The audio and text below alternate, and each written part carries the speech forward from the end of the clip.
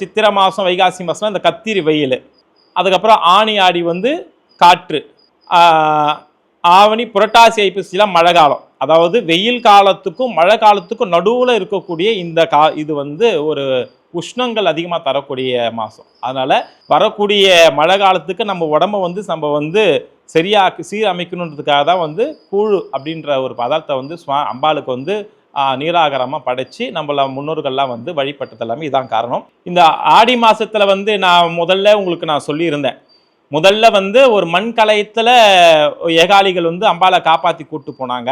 ரெண்டாவது வந்து கோடாங்கி பூசாரிகள் வந்து அவங்களுடைய மேலந்தாலும் பம்பை உடுக்க சத்தத்தில் வந்து அம்பாளை ஒலிக்க வச்சாங்க.